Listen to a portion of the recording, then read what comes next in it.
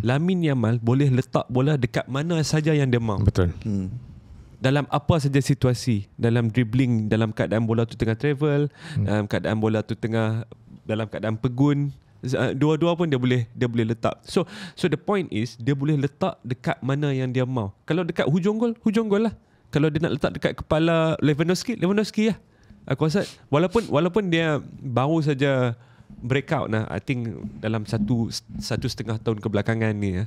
So the promise that he made, that he had, yang kita boleh dapat daripada dia ni, aku rasa akan berpanjangan. Dan dalam 10 tahun lagi pun, kalau aku buka balik topik ni pun, aku rasa Lamine Yamal is still going to be in the contention. Sebab just because dalam banyak situasi dia boleh letakkan bola tu dekat mana yang dia suka, pakai kaki kiri dia.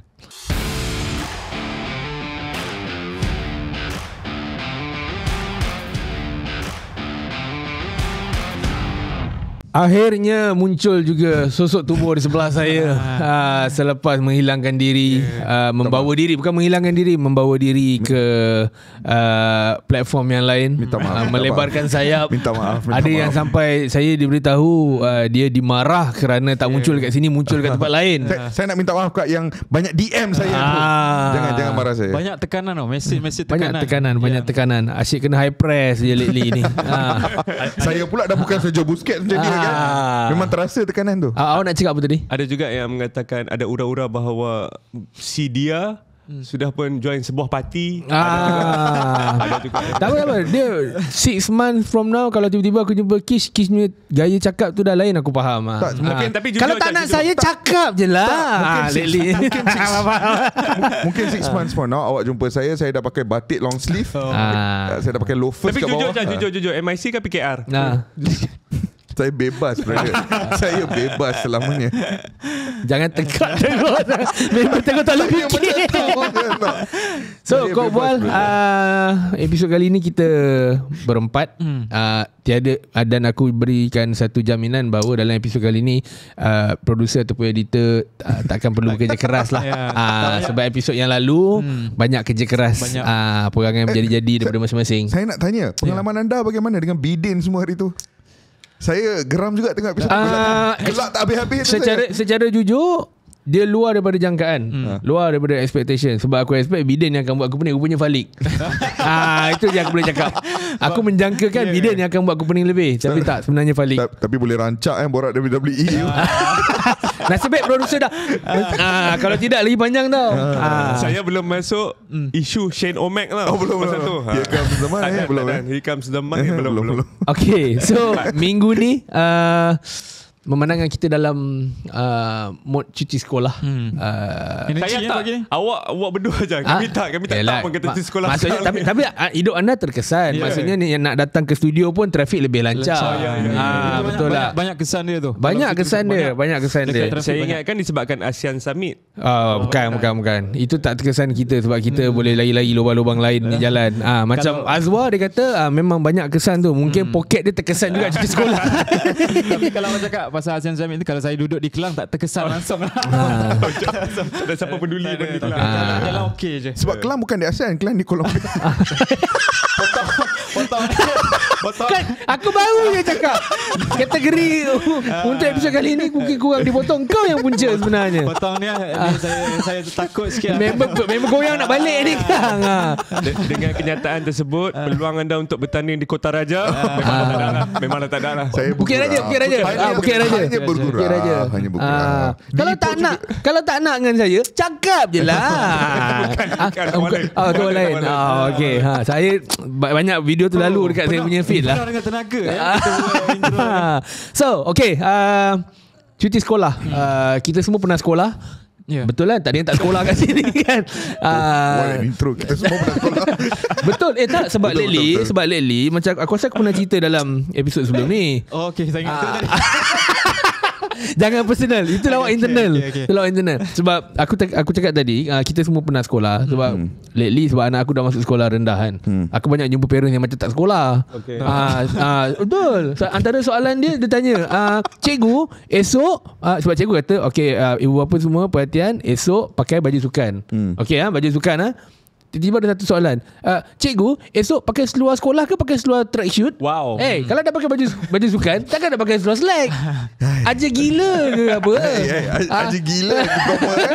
Aja gila. Jadi tu aku cakap, kita semua pernah sekolah. Aku nak double confirm sebab mungkin ada ramai yang guna orang dalam tiba-tiba dapat sertifikat je, tak sekolah pun. Tapi tu cerita lain lah. So cerita pasal ni. awak ni malu kau orang Ipoh je. So cuti sekolah, kita semua ada kenangan. Macam-macam benda yang aku rasa kita semua dah pernah go through waktu cuti sekolah. Mungkin boleh mula dengan Dungun P38. Berapa ada tadi nombor? Bukan Bukan N13. Oh, N13. Okay, untuk Dungun kau balik salah nombor kan tu. Macam mana Wak? Kau antara momen kau pasal cuti sekolah paling aku ingat lah ni relate dengan aku masa zaman aku kecil. Aib ke apa?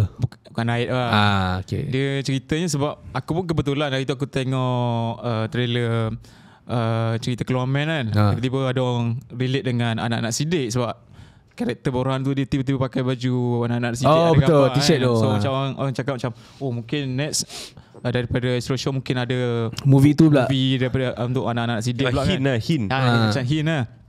So relate masa zaman-zaman aku kecil tu, cuti sekolah tapi ada trip naik bas lah. Aku tak ingat aku darjah berapa masa tu. Tapi tu first time aku keluar yang mak aku benarkan aku keluar dengan cikgu apa semua, naik bas dengan kawan-kawan yang lain lah. So trip tu yang aku buat aku ingat sebab yelah zaman tu kita duit bukannya ada sangat kan. Bawa apa ringgit je pun keluar. Aku pun tak ingat keluar ke mana, tapi perjalanan tu yang aku nak cerita tu yang melekat kat kepala aku sebab ada satu situasi tu bas berhenti dekat stesen minyak. Okay. And then aku pun keluar. Aku dapat rasa ini cerita ni cringe je. Bukan. Memang sebab dia banyak punchline macam ni, tak tarik handbrake. Aku tak boleh lah. Okay. Ini mungkin menitiskan air mata. Oh, okay. Dia pada main emosi sekarang kan. Okay. So bas tu turun dekat stesen minyak. Waktu dia driver cakap, cikgu pun cakap, okay, yang mana nak keluar, nak turun. Kalau ada nak cari souvenir ke apa kat stesen minyak ni boleh lah. Aku pun keluar dengan berbekalkan duit yang aku bawa tu. Aku turun. Aku pun tengok. Dulu kan zaman macam kita ada satu section yang ada macam majalah-majalah. Oh, okay. So tiba-tiba ada satu aku tengok ada komik anak-anak sidik. Oh, komik anak-anak sidik berserta dengan CD tau. Aku cakap, nak beli lah cakap kan, nak bawa lah. Ni je kot yang mampu aku beli untuk bawa balik rumah kan. Masa keluar pergi Taman Buaya kot, tak silap aku. Tak sempat lah nak beli kitchen buaya ke magnet fridge ke, tak sempat masa tu. Karakter je sempat bawa balik mungkin. So aku pun beli benda tu. Aku tak ingat berapa ringgit, tapi cukup lah duit yang aku bawa tu. Aku beli. And then benda tu yang aku rasa macam cukup permana untuk aku sebab aku ulang-ulang tengok CD tu.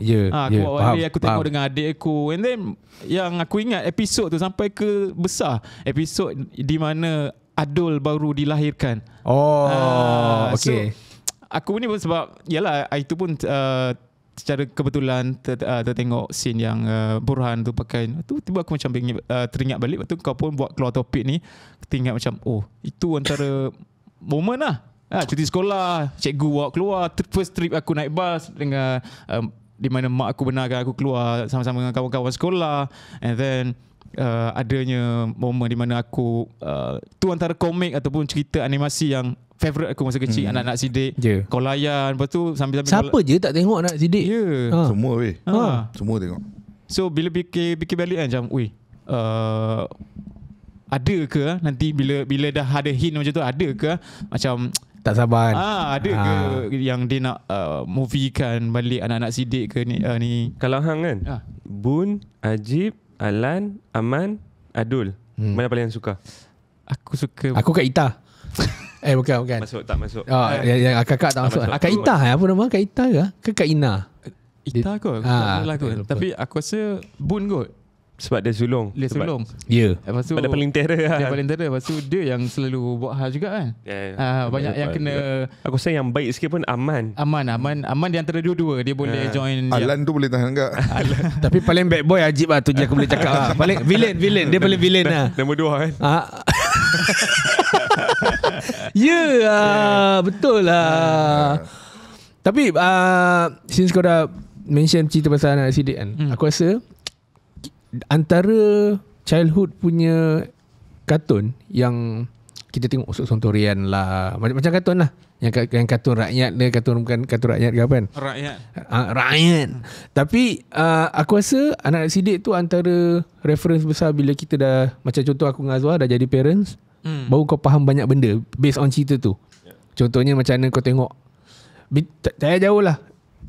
Contoh kalau kita tengok anak sidik, Ajib dengan Bun yang nampak selalu nakal Ajib, tapi yang selalu kena marah Bun lah. So aku dua-dua lelaki anak aku, so memang aku nampak jalan cerita tu lebih kurang lah sebenarnya. Sebab dia bukan nak menang ke adik, tapi dia lebih pada tak tahu lah, mungkin kau dah macam-macam kau dah ajar kat yang abang, so abang kau kena handle benda ni, macam tu lah aku rasa.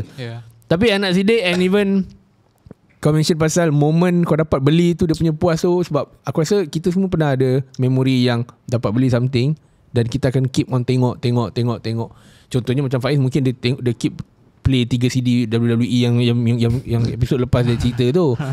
Tapi aku boleh faham lah benda tu. Faiz? Aku cuti sekolah selalunya dah di gurun. Tapi ada beberapa time, sebab aku walaupun daripada umur berapa tu, umur 2 sampai umur 17 memang dekat gurun. Tapi umur 0 sampai 2 tu sebenarnya kat sini. Parents aku duduk kat Shah Alam. Aku lahir sama hospital dengan Jimbok. Hospital tu Kuat Puan Rahimah Kelang, nampak? Okay. Jadi kau pun anak Kelang lah sebenarnya. Dekat Kelang. Tak adalah, betul lah. Dekat Kelang Saya tak nak cakap apa-apa. Ya, memang orang Kelang. Dekat Kelang ada Faiz Kelang patut. FK. yang tu saya tak sanggup. Saya lagi sanggup gurun.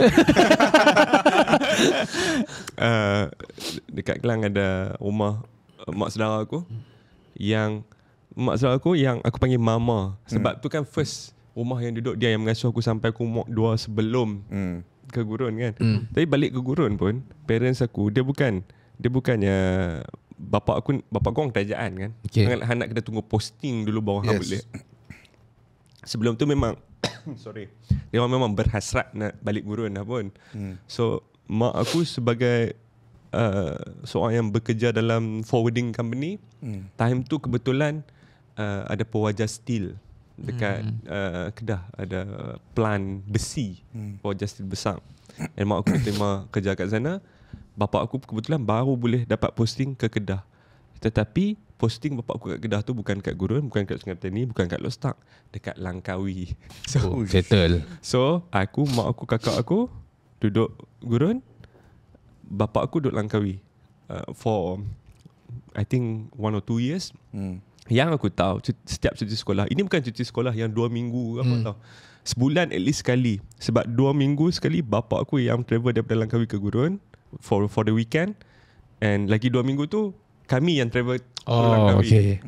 So mode of transportation dia tu ada 2 je. Satu hang nak kena naik ferry, boat, ataupun naik flight.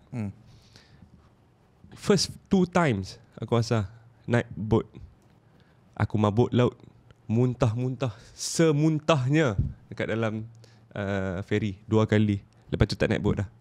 Lepas tu kan Gurun ni, Gurun, katalah Gurun kat sini, Langkawi bawah lagi dekat sini. Kami kena travel pergi Penang naik flight pergi Langkawi. Aduh, jauh perjalanan. Flight pergi Langkawi semata-mata sebab aku selalu muntah. Bila aku besar ni aku kata, apakah diriku sudah pun menyusahkan. Tapi hang masih lagi tak mabuk laut? Pernah try? Aku setiap kali yang ada perkara membabitkan ferry dan bot ni, aku akan bawa, hang tahu tak, bam buah pala yang macam hiurik. Okay. Aku akan sapu dulu kat sini. Sampai sekarang aku pun masih lagi cantik macam nak uji, nanti kita pergi penghentian. Tadi kan kita borak pasal penghentian. Nanti kita pergi penghentian. Tunggu boleh jumpa Nani. Redang. Redang. Okay. Itu yang aku ingat. Setiap kali cuti sekolah aku ingat perjalanan yang agak menyiksakan daripada Gurun ke, maksudnya sepanjang hang 2 tahun tu lah. ke Langkawi. Ya. Hush, gila. Aku rasa tu yang menyakitkan lah. Yang lain semua kalau tak pergi mana memang aku akan ada kat sungai je lah. Dekat gurun dekat kampung, Oh, yeah. kampung Sungai Barat tu ada satu sungai nama dia Sungai Batu Hempak. Batu Hampar. Boleh naik atas lagi ada air terjun. Saya bertapa di situ tiap-tiap hari. Bertapa. Itu rasanya bukan cuti sekolah je. Tak, dia Macam hari sekolah pun nak bertapa di situ. Apa? Tak ada cover petang ni. Bukan baju sekolah terjun. Cuti sekolah, aku start dulu je. Aku dah mula. Aku ada terpecah kepada beberapa bahagian. Contohnya, dulu kita sempat, aku rasa sekarang ni kita dah lama tak rasa cuti sekolah waktu bulan puasa. Ujung tahun bulan puasa. Tapi kita sempat dulu waktu tu sekolah kan. So dia ada pecah dua. Satu yang bulan puasa, satu yang bukan bulan puasa. Kalau bulan puasa ni aku ada rutin, which is bila bapa aku kan imam dulu kan. So memang kau kena pergi lah, pergi subuh kat masjid, kat surau. Tapi aku akan, bapa aku balik lepas subuh, aku tak balik. Aku akan balik rumah pukul 10, 9.30, 10. Ke mana aku stay kat surau. Tapi bukan baca Quran, bukan buat apa. Aku akan lepak kat situ. Sebab tu timing yang paling, itu waktu yang paling cun untuk aku tahu yang mak aku takkan marah aku melepak. Sebab lepak kat surau kan. So mak aku tahu aku kat mana. Tapi macam-macam aku buat. Antaranya, tak adalah benda yang tak elok sangat. Antaranya aku pernah buat terjunan ke dalam kolah wuduk. Wow. So so sampailah Itu bukan efek household tau. Itu efek satu taman. sampailah Itu mencemarkan air wuduk. Jemaah-jemaah tu. bukan seorang, ramai. Ramai. Sampailah kantor. Benda tu bertahan beberapa hari je. Kantor dengan so-called Tok Siak lah. So producer kenal lah, kita panggil dia Abang Rizal. So dia emang orang-orang kuat surau. Dia yang muda. Sekarang muda dah, aku rasa early 50s lah sekarang. So kantor dengan dia, semua kena lempang. Dia yang lempang. Dia lempang. Dia kalau Abang Rizal tu yang dah lempang, memang kau tahulah nasib kau apa jadi lepas tu lah. Memang sakit lah. Tapi itu yang bulan puasa. Tapi kalau bulan puasa, bukan bulan puasa, antara memori yang aku ingat, aku ni dulu kecil-kecil tak ada PlayStation tau. Aku sampai main game kat rumah orang hari-hari bulan puasa. Start pada yang subuh tadi tu. Sebab tadi kalau bulan puasa ramai nak lepak. Tapi kalau tak bulan puasa, masing-masing balik. Tapi cuti sekolah, start pada lepas subuh tu, aku akan pergi rumah jiran aku, main sampai maghrib. Lama pun. Lama teruk. Jadi sampai level yang ada satu part tu sampai ke tahap yang pukul 8.30 isyak ni tu lah, bapak aku yang datang ambil. Kau bayangkan. Saya pun suka juga benda-benda main game ni, tapi tak sampai macam tu. Teruk. Memang teruk. Memang teruk. Tak makan minum ke apa? Tak, dia package. Dia package. Sebab rumah jiran aku ni pula mak bapak dia kerja, dua-dua bekerja. So rumah tu tak ada macam-macam lah benda yang kau buat kat rumah tu. Cukup lah aku cerita tengok main game je. Dia tak ada tengok benda-benda pelik apa semua. American Pie tak ada. Kadang-kadang bukan American, South American pun ada yang pie tu. Tapi tak apalah, tu cerita lain. Kadang-kadang saya senyum je, aku tumuk muka kau. Kenapa saya senyum ni Stifler? Tapi last lah kenangan cuti sekolah paling aku ingat. Okay, aku dekat Melaka tu rumah pernah sampai lah. Rumah mak aku rumah taman. Tapi bersebelahan perumahan tu dia ada kawasan kampung. So bila kadang-kadang waktu, kalau hari biasa susah sebab time tu pendek, antara petang macam tu je. Tapi cuti sekolah ni time kau seharian kan. Mana? Jom lah jalan-jalan kampung. Jalan-jalan kampung, naik basikal. Maksudnya pergi kampung sebelah, pergi kampung yang jauh-jauh sikit lah. Radius tu mungkin boleh pergi sampai 5 kilo, 7 kilo. Naik basikal. Umur time tu baru 7 tahun, 8 tahun. Pernah satu tahap aku pergi bertiga. Tapi aku duduk berdua. Yang satu basikal aku duduk dengan kawan aku. Naik basikal, jalan, jatuh longkang. Jatuh longkang yang bukan jatuh sikit tau. Jatuh yang memang semua badan kau semua terkena dalam longkang tu. Mandi kat rumah orang tu siap. Orang tu aku tak kenal. Mari sini. Kau bayangkan umur 7 tahun 8 tahun boleh mandi kat rumah kau, stranger, kau boleh pergi mandi kat rumah orang tu. Lepas tu masalahnya orang tu yang nak jadikan cerita tu lagi solid, dia tak ada anak kecil. So cuci baju tu balik, pakai balik, basah-basah tu balik rumah. Basah-basah tu naik basikal sampai rumah dah kering sikit lah sebab jauh kan. Tapi package awak dalam basah-basah tu, pakai dalam basah-basah dah mandi tu, pakai towel. Ni tak kenal dia. Aku tak kenal makcik dengan pakcik tu. Aku tak tahu dia hidup lagi ke tidak sekarang. Sampai sekarang aku tak kenal dia. Sejak makan nasi pun. Package lah, memang package. Tu aku takkan lupa. Itu mungkin sebab umur kau masa tu 7 tahun lah. 7 tahun. Mungkin dia cucikan baju, tapi kalau sekarang mungkin dia basuh engkau lah. Dia basuh aku kan, aku basuh dia. Walaupun aku yang jatuh. Tapi itulah, kau bayangkan lah. Aku takkan lupa. Aku pernah mandi umur yang aku tak kenal. Bila makan nasi, balik dalam keadaan basah-basah. Kenapa tak alang-alang duduk je situ? So pergi dah belah. Aku rasa sebab dia sejenis aku, sebab masa tu dah nak maghrib ke apa. Balik lah. Aku rasa kalau tengah hari tu aku baring sekejap kat situ kot. Tidur sekejap tengok TV ke apa. Makcik, saya nak makcik, saya nak jadi anak makcik lah. Esok lusa pakcik-makcik tu yang kena paksa keluar rumah. Dia duduk Dia yang duduk situ. Dah betul lah. Mandi kat rumah orang lah. Random. Aku punya cuti sekolah ni sebenarnya, aku hidup dalam, aku punya circle of friends ramai yang kalau cuti sekolah dia orang akan pergi bercuti bersama keluarga. Contoh dia pergi Genting ke, pergi Langkawi ke, Melaka ke, Penang ke, ada yang nak pergi luar negara ke apa semua. Tapi waktu aku kecil, aku tak pernah ada idaman waktu cuti sekolah aku nak pergi mana-mana kecuali satu tempat. Cyber Cafe. Tak ada. Cuti sekolah aku mesti nak balik kampung. Aku mesti nak pergi kampung aku dekat Batu Pahat atau Johor. Because Memang suka kumpulan cousin-cousin aku sampai sekarang aku rapat dengan mereka lagi. And mereka tu menjadi a huge part of my childhood dah. Sampai sekarang kita orang boleh duduk makan, boleh reminisce balik benda-benda dulu. Gelak berjam-jam weh. Sebab banyak cousin-cousin aku ni kita umur hampir nak dekat sama-sama. So, satu generasi. Semua membesar sekali. Semua minat bola. Semua minat WWE. Semua minat boleh tahu PS. apa antara aktiviti anda So contoh satu, Cyber Cafe. So kita ramai-ramai pergi Cyber Cafe main Counter Strike. Tak pun kalau ada 4 orang je main Left 4 Dead. Main Left 4 Dead Zombie, main Left 4 Dead, main Half-Life, main semua benda tu. Impulse 101 tu pakai lah.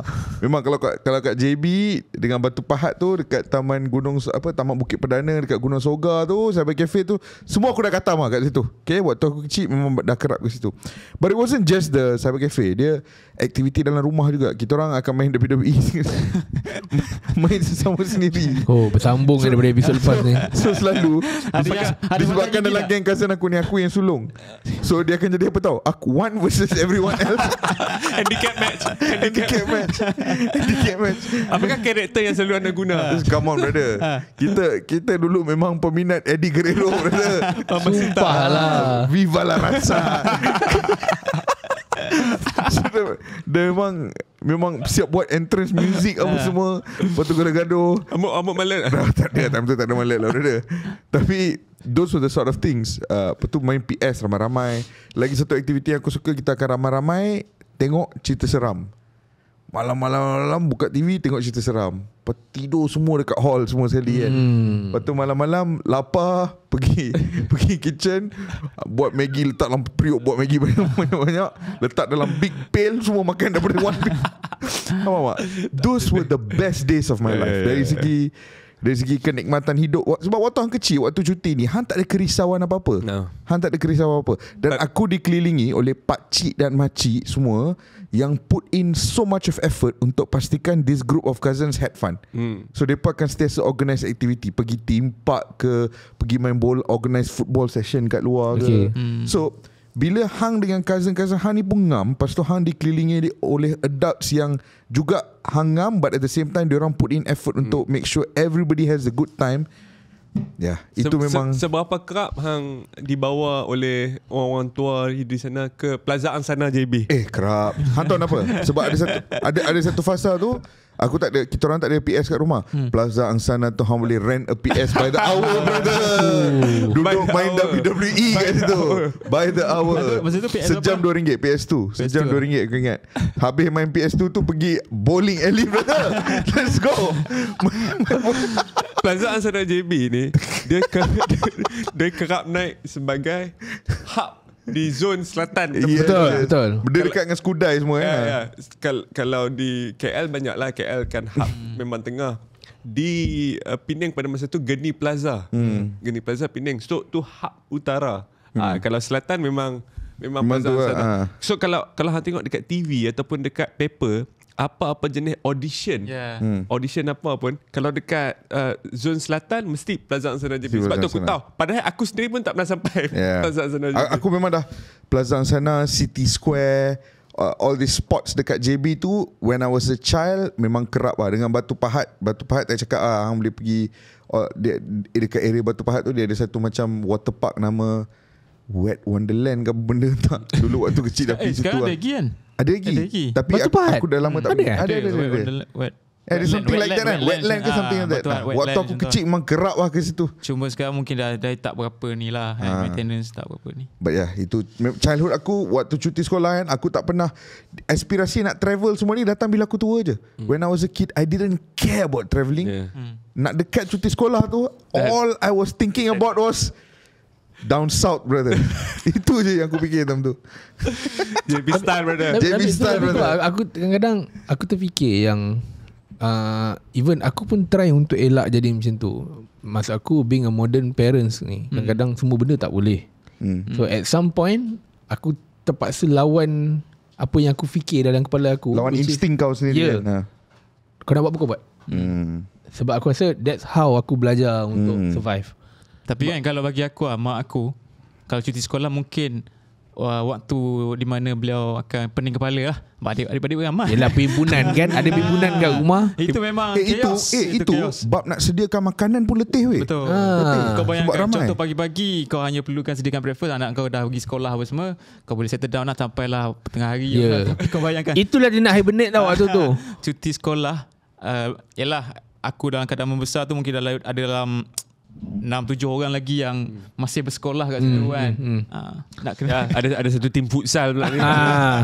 Belum kira yang waktu kau patahkan gigi cousin kau lagi waktu kita kat situ. So waktu tu tu kampung lah tu. Tak. Aku rasa banyak memori semua. Even orang yang tengok untuk episod kali ni pun aku rasa dia masing-masing ada moment dia juga. Tak kisahlah kau millennials ke Gen Z ke Gen Y ke apa, tak kisahlah. So aku rasa kita stop kat sini sebab kita nak sambung cerita lain sekejap lagi. Nak cerita pasal perkara secara spesifik untuk bola sepak, tak kisahlah antarabangsa ke, selalunya kita buat pasal international football kan. Rasanya macam kita kena tone down sikit sebab season pun dah habis. Season pun Champions League pun by the time kita episod ni keluar, final Champions League pun dah habis. So aku just tiba-tiba terfikir, why don't kita untuk episod kali ni kita try untuk and then kita discuss lah, kita build up seorang complete footballer. Tapi aku spesifikkan di posisi penyerang. Kita boleh letak beberapa kategori, bermula dengan maybe header, kaki kanan, kaki kiri, first touch. Aku rasa 4 ni cukup sebab korang ni semua memang jap tak boleh nak alang bercerita ni kan. Shooting. Shooting lah. Okay. Football IQ. 6 cukup. Creativity. Dah jangan tekan lagi. Cukup. Endurance. Instinct. Fitness. Followers. Followers. Kau nak letak berapa red card semua. Hairstyle, vibes. So expected vibes. Aku rasa kau aku macam nak cakap tapi rasa ambil hati kot. Kaki kiri jangan lami amal Tak ada. Terserah. Tapi header. Siapa? Untuk okay, boleh aku letakkan syarat. Okay, apa dia? Di semua pemilihan kita ni tak boleh ada Ronaldo dengan Messi. Okay. Boleh? Okay. Boleh. Okay. Sebab kalau macam tu habislah. Betul lah. Okay. Dah, dia 2 orang tu je dah ada. Dia tapau dia je. So Ronaldo tak boleh. Ronaldo, Messi no. Messi tak boleh. Okay. Faiz kalau header? Header. Aku ada beberapa calon. Colan-colan dia siapa? Salah satunya yang paling aku minat, dia bukan sekadar header lah, dia all around physicality, tapi header dia pun padu-padu juga. Didier Drogba. Geram juga tengok Tak sebab dia buat je tu. Aku teringat yang Biden tu bila dia cerita Drogba tu, Didier Drogba, bam. Dia buat macam tu tiba-tiba tak pasal. Saya kalau dengar perkataan Drogba ni sebab saya baru je tengok video yang Drogba Rooney tu. You can't hear. Bodoh. Aku ni tengok balik lah. Aku hari tu baru tengok dengan aku tadi baru lalu kat TikTok aku yang scene yang dia lompat baju dia koyak belakang baru lalu. Wallazi. Drogba Header. Dia Drogba ni antara pemain yang ada physicality paling cerdik yang aku pernah tengok. Badan dah macam Tarzan. Okay, memang physicality dia 9 out of 10 lah. Dia boleh hold on siapa-siapa ataupun mana-mana defender, sekuat mana pun defender.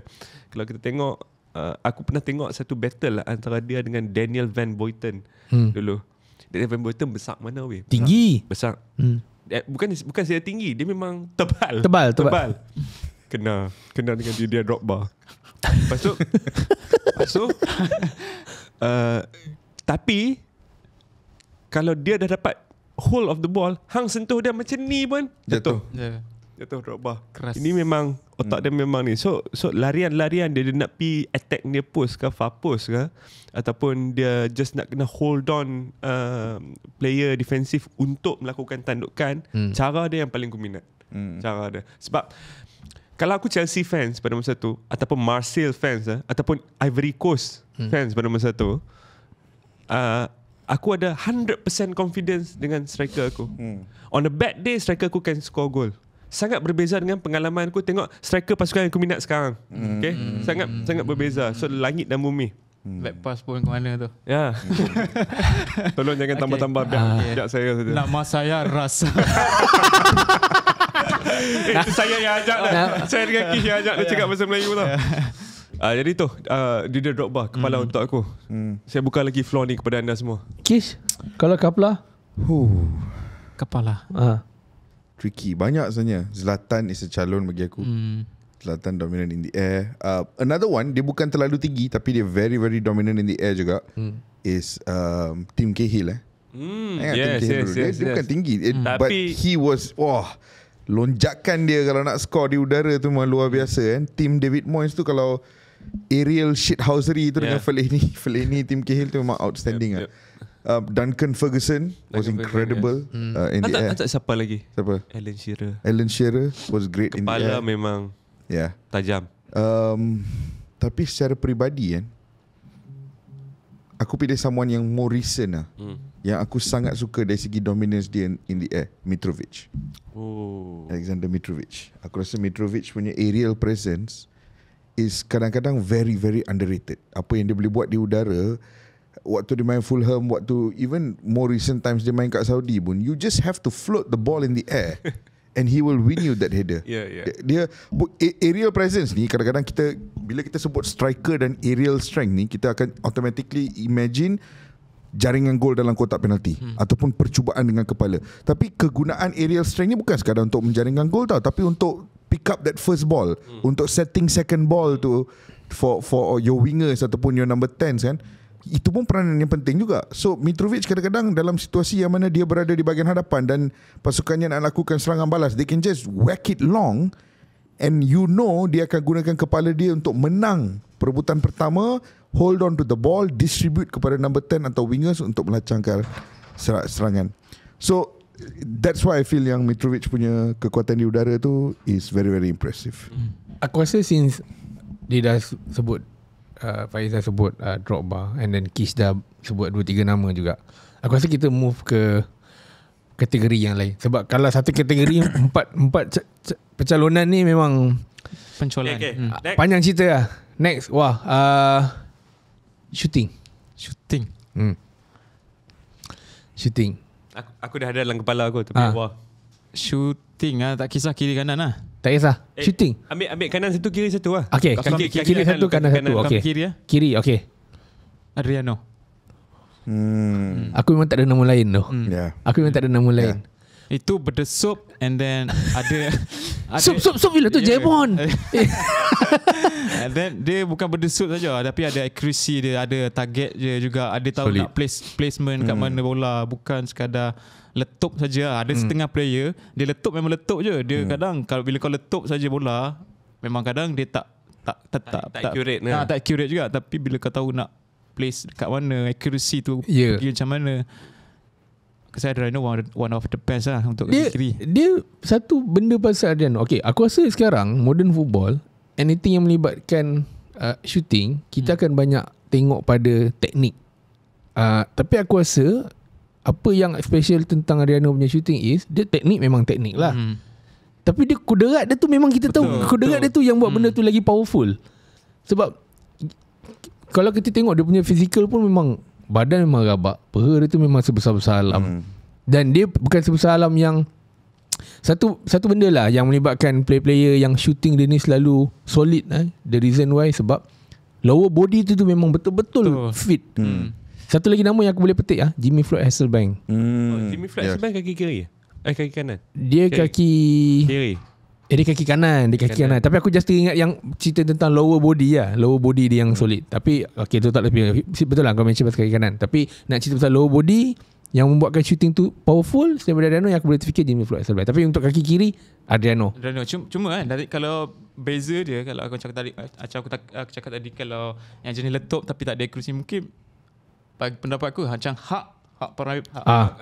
dia memang kaki memang letup punya. Betul. Kalau aku tengok dia punya teknik ambil free kick pun memang dia target satu, dia lock dia target tu memang knuckle je all the way. Tahu siapa lagi kaki kiri? John Anarisa. Oh ya John Anarisa. Siap patah kaki Alan Smith lah dengan rebatan dia tu. Ya. Memang gila punya kaki kiri tu. Faiz tadi hantu fikir siapa? Kiri. Aku rasa Lamine Yamal shooting ataupun hang nak send the ball from one point to another ni, hang kena ada vision and hang kena tahu mana hang nak letak bola tu. Lamine Yamal boleh letak bola dekat mana saja yang dia mahu. Betul.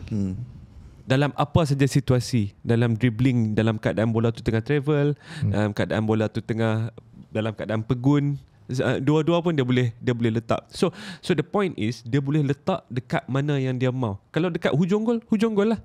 Kalau dia nak letak dekat kepala Lewandowski lah. Aku rasa walaupun dia baru saja breakout I think dalam satu setengah tahun kebelakangan ni.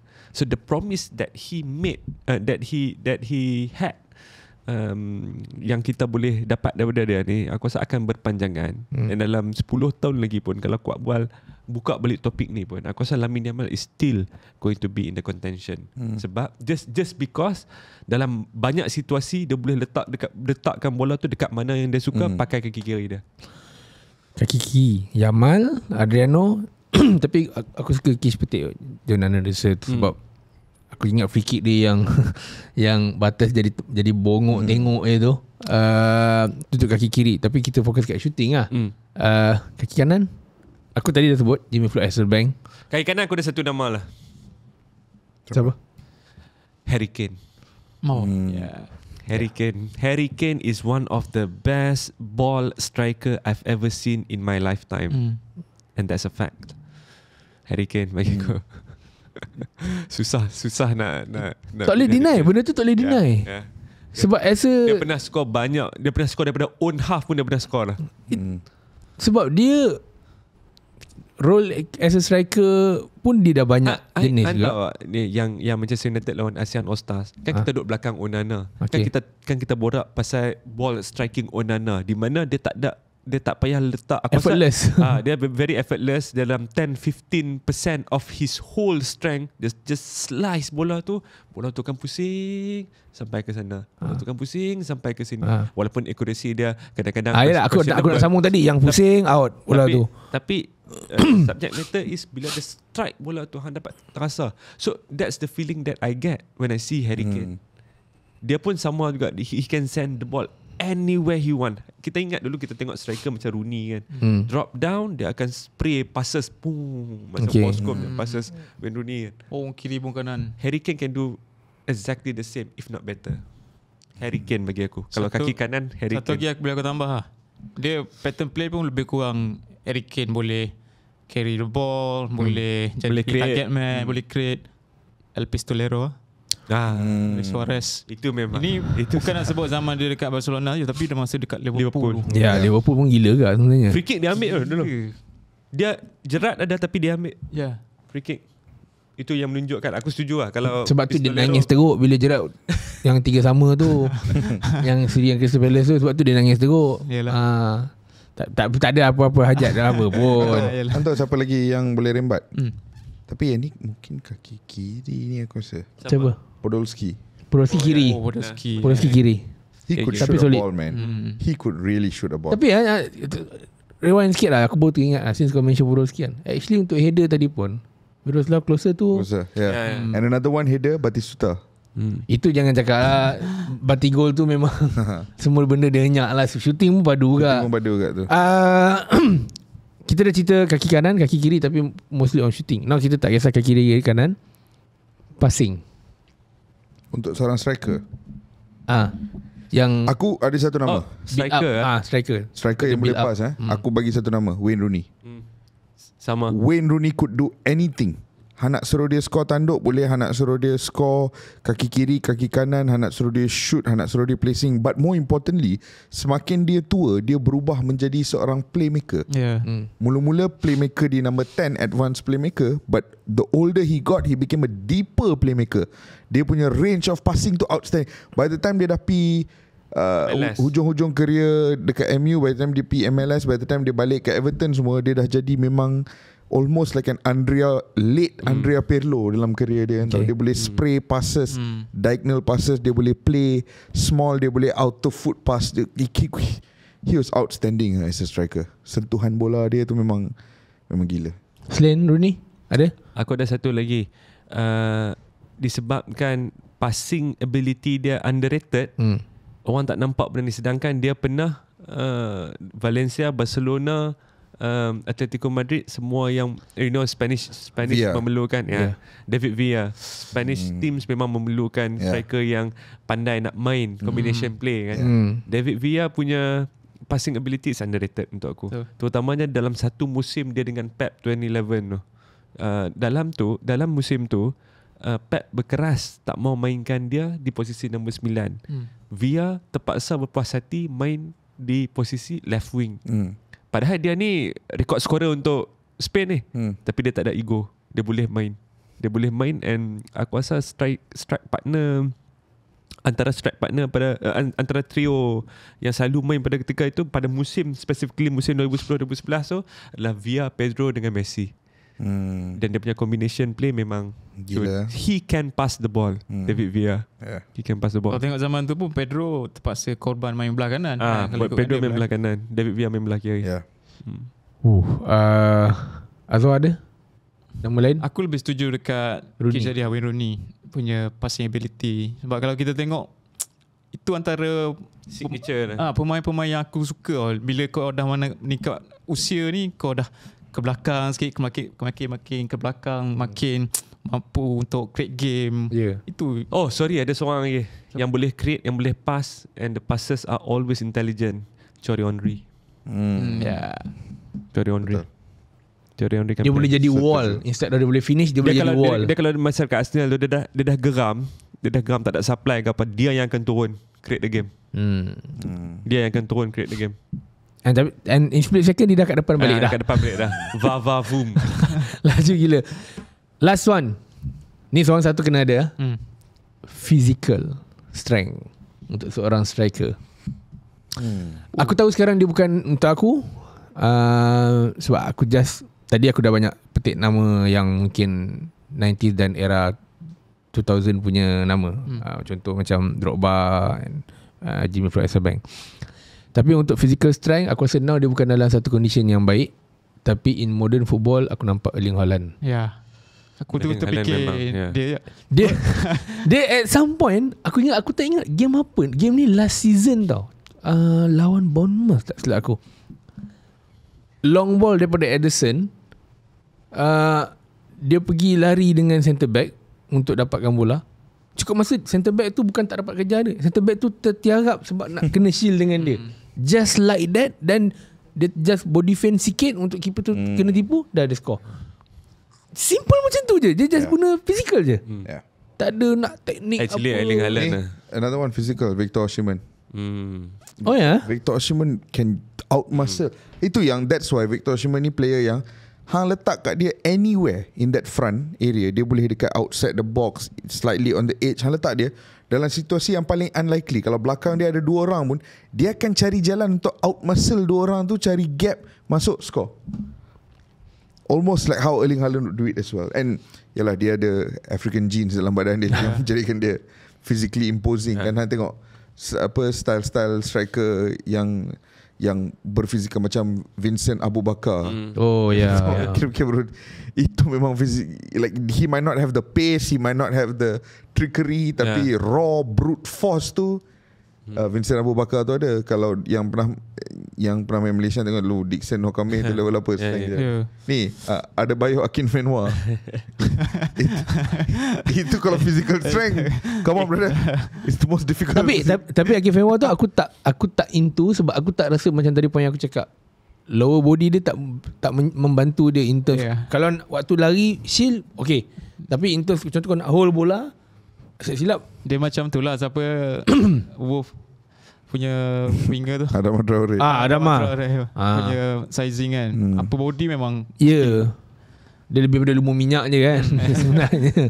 Faiz ada physical strength striker selain pada Holland ataupun Osimhen? Aku ada satu striker ni yang dia di awal-awal kerjaya dia sangat-sangat bijak menggunakan fizikal dia, tapi selepas itu orang exploit game fizikal dia ni sehingga kan dia